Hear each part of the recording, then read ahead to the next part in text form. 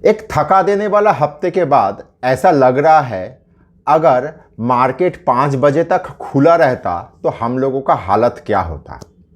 खैर, एक बहुत ही थका हुए मन से अगले हफ्ते का एक मार्केट व्यू ले लेते हैं।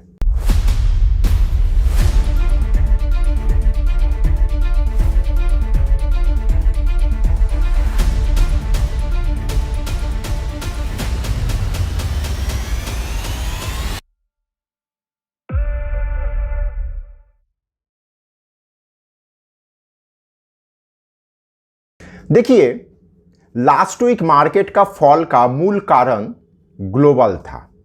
शुरुआत ग्लोबल से आया और चूंकि हम लोगों का यहाँ पे अदानी के कारण से मार्केट थोड़ा जख्मी था, उभरने का कोशिश कर रहा था, लेकिन कहीं ना कहीं भीतर ही भीतर तो कमज़ोर था ही।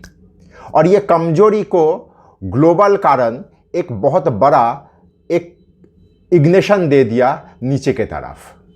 और यही है कि मार्केट अचानक से इतना बड़ा फॉल में चला गया।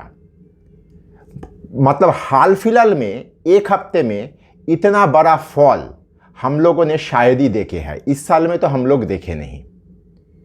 अब इस तरह का एक माहौल में हम लोगों को क्या करना होगा वो समझते हैं। नमस्कार, मैं विपुल और अर्थशास्त्र में आप सबका स्वागत है। अगर आप लोगों को टेक्निकल का एनालिसिस, सॉफ्टवेयर, डेटा संबंधित किसी भी जानकारी का आवश्यकता है तो आप स्क्रीन में दिए हुए इस नंबर पे हम लोगों के साथ संपर्क कर सकते हो। हम लोगों का 20 साल का अनुभवों का फ़ायदा उठाइए। देखिए, 480 पॉइंट का गिरावट के बाद नॉर्मली मार्केट में एक रिबाउंड एक्सपेक्ट करना खराब नहीं है, खास करके तब जब हम लोग एक सपोर्ट के नज़दीक है। मैं बहुत पहले से एक चीज़ आप लोगों को लेवल बताते बताते आप लोगों को रट्टा लगा दिया।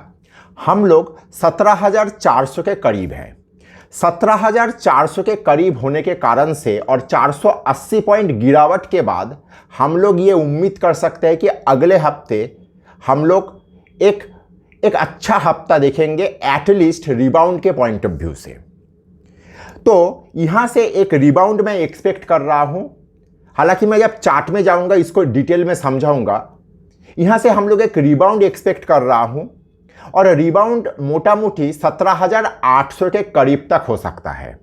लेकिन ग्लोबली अगर कोई और बड़ा खराब चीज़ ना आए, तो अगर ग्लोबल साथ ना दे और किसी कारण से 17,400 हम लोग तोड़े, तो यकीन मानिए हम लोग 17,160 तक लुढ़क सकते हैं।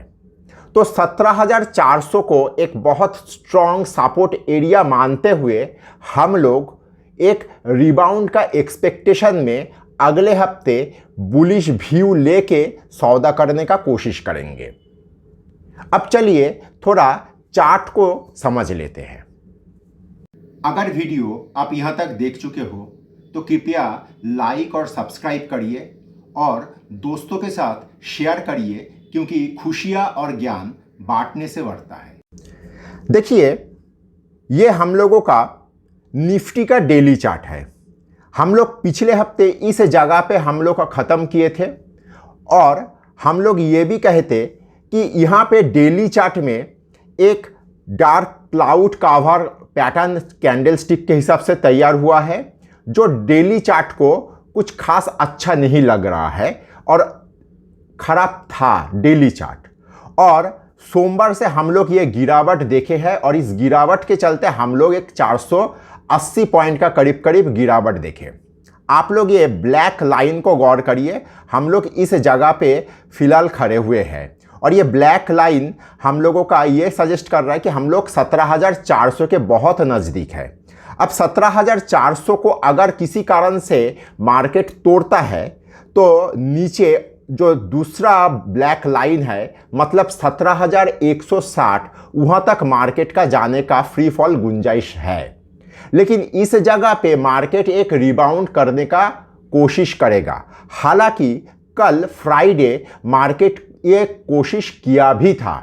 आप लोग देखेंगे कि मार्केट कल फ्राइडे को यहाँ से ओपन तो नीचे हुआ और वहाँ से रिबाउंड करते हुए ऊपर के तरफ काफ़ी दूर तक खींच के करीब करीब 17,600 तक गया, लेकिन रख नहीं पाया। मैं ऐसा मानता हूँ क्योंकि हम लोग इंडिकेटर लेवल में काफ़ी ओवरसोल्ड होके रखे हैं। मैं ऐसा मानता हूँ कि फ्राइडे को हालांकि कोशिश सफल नहीं रहा, लेकिन अगले हफ्ते मार्केट एक से अधिक बार ये कोशिश करेगा और इस कोशिश के चलते मार्केट 17,800 तक जाने का गुंजाइश है। तो 17,800 तक का एक्सपेक्टेशन हम लोग कर ही सकते हैं। अगर ग्लोबल सपोर्ट ना आए तो अगर 17,400 हम लोग तोड़ते हैं तो नीचे फ्री फॉल 17,160 पकड़ के चलिए। वीकली चार्ट में क्या दिखाई दे रहा है? वीकली चार्ट में हम लोग लास्ट हफ्ते का लो सिर्फ नहीं, लास्ट 2 हफ्ते का लो को तोड़े हैं।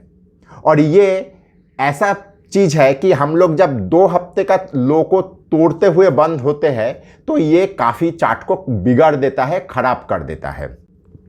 लेकिन ऐसा भी नहीं है कि इसके चलते हम लोग सिर्फ फ्री फॉल नीचे के तरफ ही जाएंगे। दोबारा बोल रहा हूँ, हम लोग एक सपोर्ट एरिया के करीब है और बहुत लंबा फॉल होने के बाद नॉर्मली इस तरह का सपोर्ट में मार्केट एक रिबाउंड देते हैं।